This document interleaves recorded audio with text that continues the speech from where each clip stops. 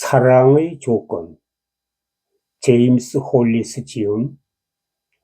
제1장. 잃어버린 낙원. 자기를 찾아서. 과거와 현재를 막론하고 모든 문화권에서 잃어버린 낙원에 관한 신화가 존재했다는 사실은 우연이 아니다. 이러한 참사는 신의 은총이 사라지거나 신과의 이별 또는 단절의 형태로 묘사되곤 했으며, 그 이유는 인간이 죄를 저질렀기 때문이기도 하고 신이 변덕을 부렸기 때문이기도 하다고 한다. 지금은 그 축복받은 낙원이 어떤 곳인지 기억한다고 주장하는 사람이 없지만, 먼 옛날 아나사즈의 선조들은 기억했던 것 같다. 이야기로 전해지는 바에 따르면 이들은 행복의 정원에 살고 있었으나 현재를 사는 우리는 거기에 속하지 못한 채 낯선 타인이 되어 떠돌 뿐이다. 이 부족적 기억은 부족적 기억은 우리가 탄생하는 동시에 갖는 트라우마, 곧 어머니의 몸에서 떨어져 나와 다시는 되돌아갈 수 없다는 사실을 신경학적으로 재현하는 홀로그램 같은 것에 불과할지도 모른다. 창세기 신화 속 에덴 동산에는 나무 2그루가 있는데 여기서 단서를 찾을 수 있을지도 모르겠다. 하나는 생명나무, Tree of Life, 다른 하나는 선악나무, Tree of Knowledge. 생명나무의 열매는 따서 먹어도 괜찮지만 선악나무의 열매인 선악과를 먹는 순간 인간은 낙원에서 추방된다. 생명나무 또는 이 나무와 무의식적으로 이어진 삶에서 벗어나 선악나무로 옮겨가면서, 다시 말해 문명이 탄생하면서 인류는 친숙하고 익숙하던 것에서 벗어나느라 고통받은 의식을 받아들인다. 의식은 주체, 서브젝트와 대상, 오브젝트, 이 분리되어야만 생겨난다. 의식이라는 게 언제부터 존재했는지, 갈라져 나온 경험의 파편이 언제 다른 경험의 파편과 결합하여 저것과 구별되는 이것, 너와 구분되는 나의 형태가 되었는지 우리는 기억하지 못한다. 그러나 예측도 통제도 할 수 없는 이 순간으로부터 자기감, sense of self, 자기감이 생겨난다. 이렇게 생겨난 자아, 에고는 상처받기 쉽기에 임시 정체성이나 지나칠 정도의 자신감을 만들어 보호해야 한다. 자아는 마치 창조주처럼 굴지만 실은 자신이 탄생할 때의 아픈 기억이 만들어낸 그림자 속에서 두려움에 떨고 있다. 태고의 혼돈에서 오랜 시간 솟구쳐 올라와 빠져나오는 동안 자아가 수천 수만 번의 변신을 얼마나 재빠르게 받아들이며 자신을 되돌려 주저앉히려는 움직임에는 얼마나 위협을 느끼는지. 융이 자아와 구별되는 자기, 셀프라는 용어를 사용한 것은 우리가 이 세상에 존재한다는 신비로운 사실에 경의를 표하기 위해서다. 신과 마찬가지로 자기는 근본적으로 알 수 없는 존재다. 자기는 어떤 대상이나 목표가 아니라 행동이자 과정이다. 제러드 맨리 호킨스는 이를 다음과 같이 아름답게 표현했다. 사라지는 모든 존재가 똑같이 하는 한 가지가 있으니 자신 안에 사는 제 존재를 나눠주는 것. 자기 자신의 길을 간다. 나 자신이라고 말하고 쓴다. 내가 하는 행동이 곧 나이며 내가 온 이유라 외치며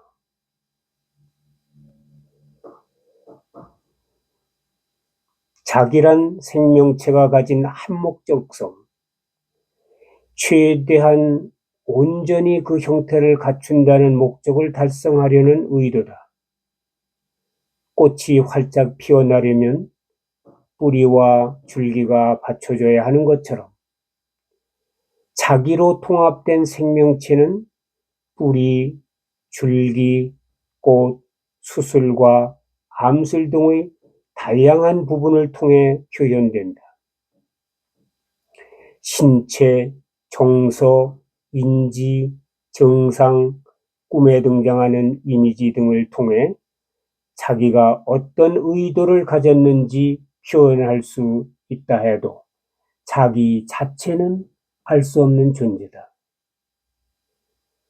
자기가 가진 의도를 읽어내는 것은 융심리학 기반 심리 치료에서 가장 중요한 과제이자 치료 과정의 핵심이다. 자기로 말미암아 생명체에 온전함이 생기는 것은 물론 신비롭고도 자율적인 행동이 구현되기 때문에 우리가 자기를 이해할 수 있는 것은 기껏해야 수영하는 사람이 바다에 관해 아는 정도, 또는 사상가가 천국의 지붕에 관해 그릴 수 있는 정도에 지나지 않는다. 그러므로 상처받기 쉬운 자아는 자기란 영원히 알 수 없는 미지의 존재라는 것을 인식하는 데 만족해야 한다. 그래서 우리는 자신을 온전히 알고 있다고 생각한다 해도 실제로는 항상 부분을 알 뿐이다. 자신을 온전히 알고 있다는 말처럼 오만하고도 어리석은 주장은 없다. 그리스 비극에서는 주인공이 자기 자신을 완전히 알고 있다고 말할 때마다 땅이 울려댄다. 그 순간에 신이 자기 할 일을 시작하는 것이다. 다시 말해 주인공에게 충격을 주어 주인공을 소크라테스의 문답법에서와 같은 올바른 겸손함으로 되돌리려 하는 것이다. 융은 신경증이란 기분이 상하거나 외면당한 신과 같다고 말한 적이 있다. 자아가 얼마나 균형을 잃고 치우쳤는지는 곧 자아가 자기의 넓이와 깊이 그리고 다양성을 부정하는 정도를 반영한다는 뜻이다. 낙원에서 살던 꿈 같은 시간에 종지부를 찍고 나면 분리로 인한 충격이 어찌나 꼼꼼하고 격심한지 신경학적 경로에 선명하게 각인되어 잃어버린 유대감, lost connectedness, 잃어버린 유대감으로 무의식에 계속 머무른다. 어떤 애정관계에서든 주요 모티브이자 숨은 동기가 돌아가려는 갈망인 것은 우연이 아니다. 서문에 언급한 홍관조가 가졌던 목표이자 에덴 동산으로 돌아가겠다는 우리의 목표이며 낭만주의 시인들이 공언한 목표이자 사랑하고 사랑받는 사람들의 갈망이다. 이는 근본적으로 종교적 의미를 지닌 모색이다.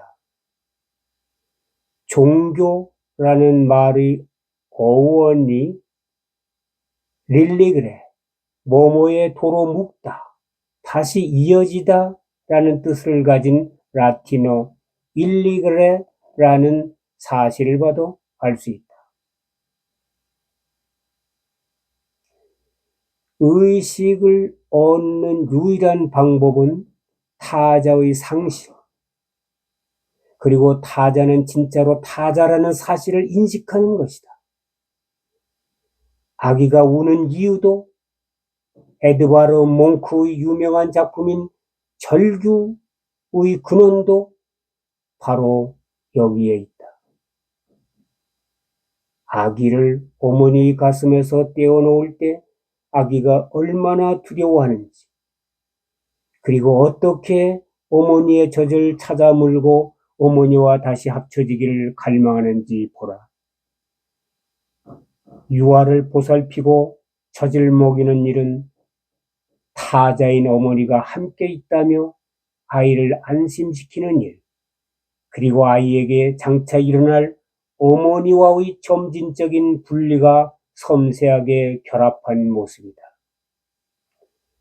아기의 부담을 줄이면서도 어머니와 온전히 갈라질 수 있도록, 그리하여 성인기라는 이름의 이후 시기를 성공적으로 맞이할 수 있도록 준비하는 일이 부모가 해결해야 하는 가장 중요한 심리적 과제일 것이다. 이 과제를 어떻게 수행하는가야말로 아이가 부모에게서 물려받은 심리적 유산의 질을 결정하는 가장 큰 요소다. 아이를 안심시키면서도 점진적으로 떠나보내는 일은 역설적이지만 아이를 양육하는 데 핵심이다. 네, 오늘은 여기 25쪽까지 읽어드렸습니다. 조용히 명상하는 마음으로 다시 한번 들으시면은 더 큰 의미를 되새기게 될 것입니다. 오늘도 건강하고 행복하십시오. 감사합니다.